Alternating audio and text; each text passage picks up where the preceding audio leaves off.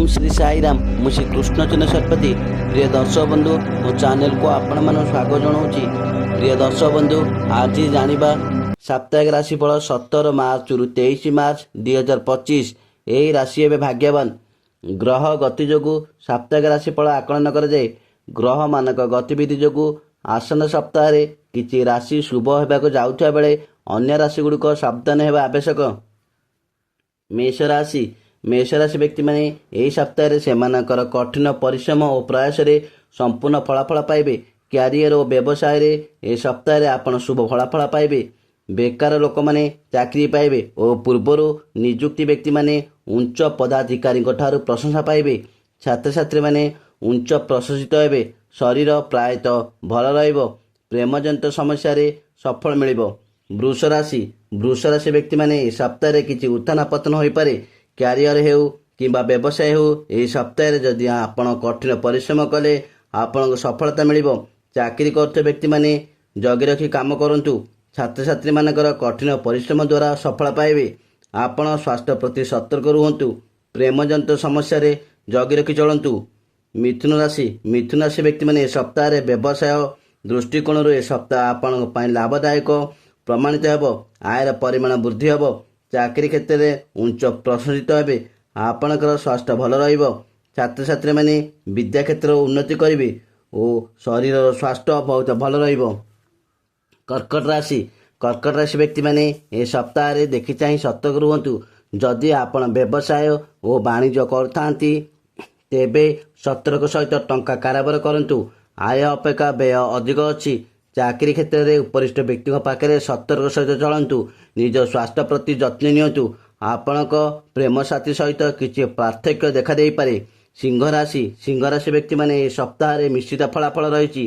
व्यवसाय और वाणिज्य क्षेत्र में आपण सतर्क रुहंतु। आपणकर अजत्र टंका विनियोग होई पारे। आय अपेक्षा व्यय अधिक हेबो। चाकरी और कर्म क्षेत्र में परिवर्तन जोग रही।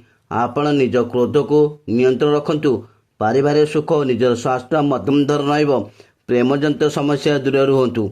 कन्या राशि व्यक्ति माने सप्ताह मध्यम धरण फलाफल हेबाक जाउची। आपणकर व्यवसाय वाणिज्य क्षेत्र में मिश्रित फल मिलिबो।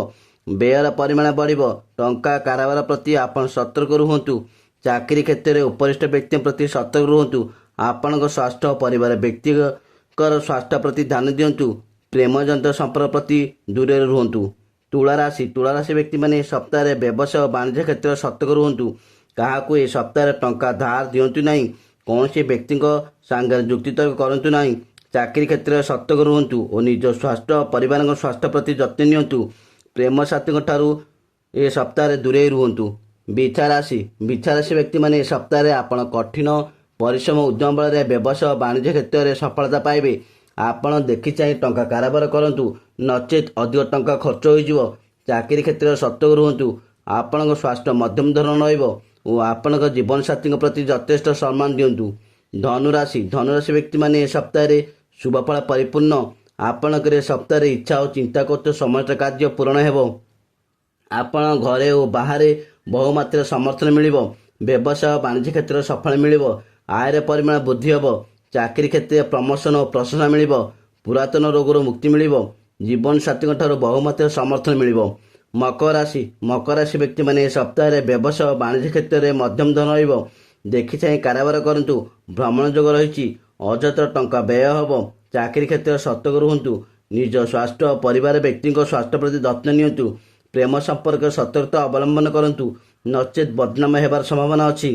कुंभ राशि व्यक्ति माने सप्ताह व्यवसाय लाभ सहित बहु खर्च मध्य हेबो। सप्ताह शेष भागे आपण विलासपूर्णता पाई विपुल परिमाण अर्थ खर्च करिवे और दूरयात्रा जोग रही। चाकरी क्षेत्र सफल पाइबे। शरीर स्वास्थ्य मध्यम धरण रहिबो। जीवन साथी ठारू अत्यधिक समर्थन मिलिबो।